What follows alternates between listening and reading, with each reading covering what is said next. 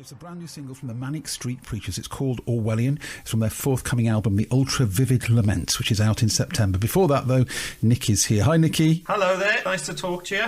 And to you too. Congratulations on Orwellian. I mean, it starts with we live in worrying times, and your heart sinks a little bit, but it does carry very nicely beyond that. Yeah, I mean, the lyrics are just about the battle and the misuse of words, really. The endless kind of conflict and factional digital platforms, I just wanted to get above that and beyond, and the music itself is really, James has written a lot of the album on a piano, inspired by ABBA.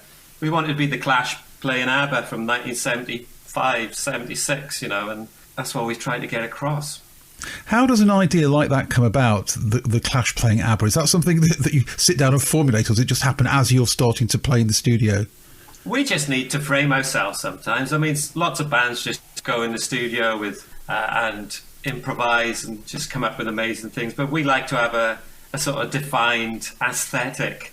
And it doesn't always mean that we sound like that, but it's just good for our own way of doing things. And we rehearsed this album a lot. It's probably the most rehearsed we've been since Send Away the Tigers. So we knew exactly what we wanted. The sounds, sort of, I don't know, mid-70s to early 80s kind of sounds, and so that it just helps us. We don't expect everyone to believe it, but we need to convince ourselves. If we're not convinced by a record, then we're usually just not very good. I don't think that's ever happened, has it? I really don't think it's ever happened.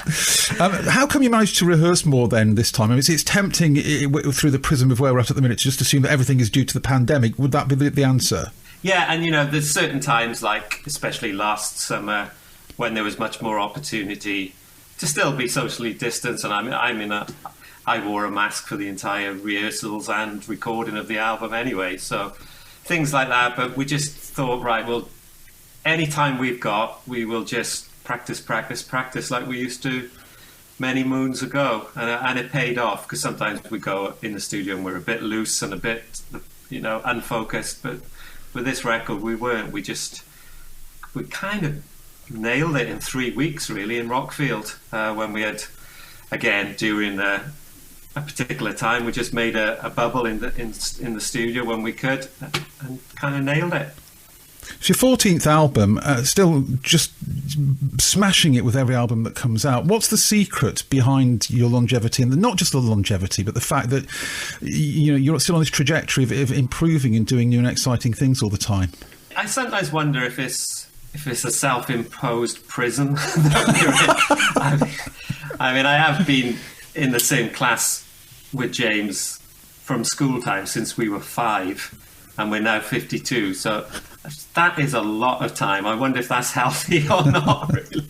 And James and Sean are cousins, and obviously Sean was in the same school as well. So, but I genuinely think it's just because we really still excite each other. That might manifest itself in different ways in the music we like, in the films we watch, in the books we read.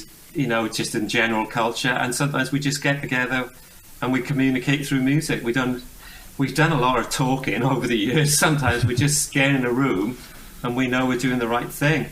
More from Nicky Wire on the way after the everlasting.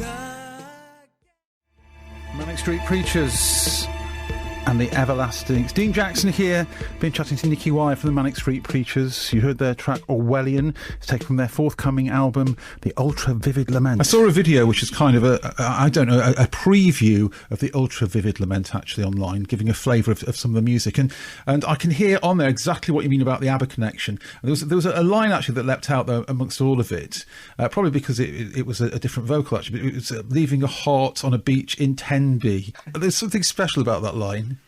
Yeah, I mean, and that's Julia Cumming from Sunflower Bean. We asked to do I'm a huge fan of theirs, and when she just got on with the vocal in New York, we came back and we were so excited because we were looking for that kind of Scandinavian glacial pop, that really kind of icy cool, and she really delivered. And the song itself is about Augustus and Gwen John, two famous artists from Tenby. They were brother and sister, but they were absolute opposites. So that's where the line goes, that they left their heart on the beach in Tenby. Which reminds me of the ABBA song. Is this Super Trooper? when she says last night in Glasgow? Yes, I was sick and tired of everything. Yeah, exactly, yes. So, there was a little bit of a nod to that as well. No, well, I get it, absolutely. This is exciting. There are live dates on your website. Are there? No, we have booked a tour, and we're doing all we can to make it, we've just got to believe that it's going to happen. It's nearly 2 years since we've done a gig. I think the last gig was September 2019 in Japan, in Tokyo. So before long, it's going to be 2 years. It's 20 months already. So we are desperate to do it again. But obviously, we want to do it as safely as we can. And we're trying to be responsible. We are. And I'm sure the fans feel the same way. Everyone's in the same boat. How do you think it will feel the first time you step out onto stage after this break? There's a yin and yang to it. Obviously, you're desperate to do it, but you do feel more from the crowd's perspective. You want everything to be, safe and sound. So, but I think it'll be a massive eruption of energy, and I'll do such a big jump. I'll probably do my back in the first song. The highest scissor kick ever. I'll be like, Jizz will have to pick me up. I'll be crumpled on the floor.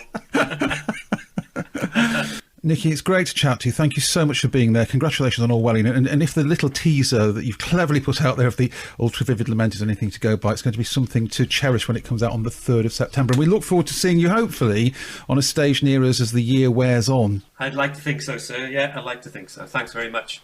The Beat. BBC Radio.